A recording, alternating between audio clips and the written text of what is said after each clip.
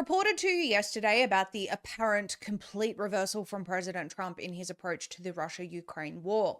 President Trump has recently made statements along the vein of Putin being unreasonable, crazy, and so on. Well, it's come out today that reportedly Trump asked Zelensky if Ukraine could strike Moscow. US President tells Ukrainian counterpart that he wants Ukraine to make them feel the pain. This in from The Telegraph.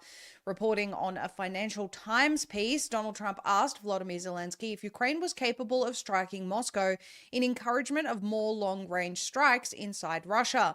The US president told Mr. Zelensky that he wanted Ukraine to make them, meaning Russians, feel the pain and force Putin to the negotiating table, sources told the Financial Times.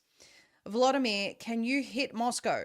Can you hit St. Petersburg too? Mr. Trump reportedly asked on the July 4 call. The Ukrainian president replied, absolutely, we can if you give us the weapons. Following the call, Kyiv received a list from US aides of long-range strike systems that could be made available via third-party transfers. Mr. Trump has considered sending Tomahawk missiles to Ukraine, according to reports.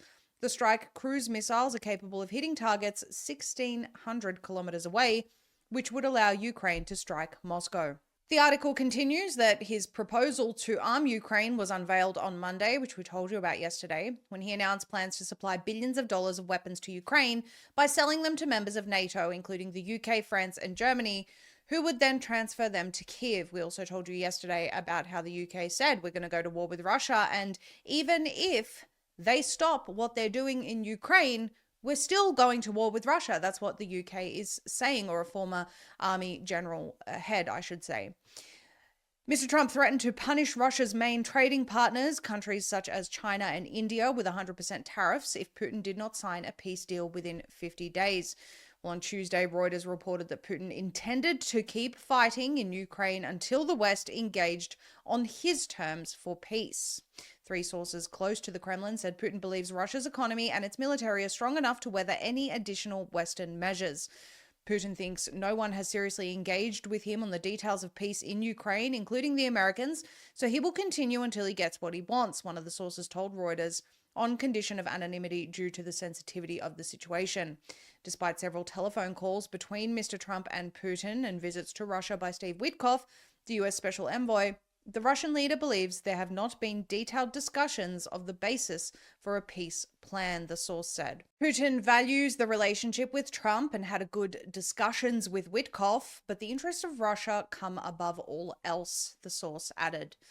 Well, Putin's conditions for peace include a legally binding pledge that NATO will not expand eastwards, Ukrainian neutrality and limits on its armed forces, protection for Russian speakers who live there, and acceptance of Russia's territorial gains, the sources said.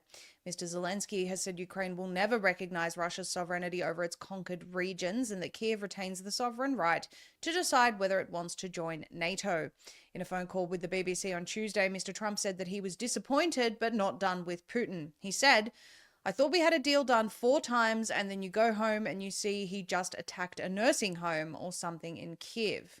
When pressed on whether he trusts the Russian leader, Mr. Trump replied, I trust almost no one. So just adding to that previous article in terms of the weapons, this is in from the Independent Ukraine-Russia war latest.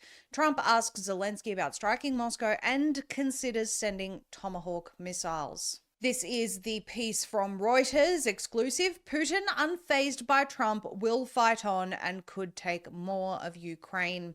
President Vladimir Putin intends to keep fighting in Ukraine until the West engages on his terms for peace. Unfazed by Donald Trump's threats of tougher sanctions and his territorial demands may widen as Russian forces advance, 3 sources close to the Kremlin said. Apparently, Putin believes that Russia's economy and its military are strong enough to weather any additional Western measures. On the 25th of June, Newsweek reported that Russia had issued a new doomsday nuclear World War III warning. In that article, they quoted Russian Foreign Minister Sergei Lavrov, who at the time issued a new warning that the nuclear doomsday clock is ticking closer to midnight with commonplace talk of World War III. At the time, he claimed Russia was working to avoid such a nuclear catastrophe and also praised the common sense of President Donald Trump. Quote, global security is perhaps the most critical issue today, especially as the infamous doomsday clock continues to tick toward midnight. Lavrov said that at a speech in Turkmenistan's Ministry of Foreign Affairs, according to Russia's state TASS news agency. Quote, it is essential to prevent such a scenario, and we are actively engaged in efforts to avert a catastrophe, he said. It appears that since that time, something may have changed. It really does recall to memory Tulsi Gabbard's warning of nuclear Armageddon before the strikes on Iran. We sincerely hope things don't go in that direction. Right now, any further direct conflict, especially between the US and Russia, is the absolute furthest thing from what any peace-loving person should want.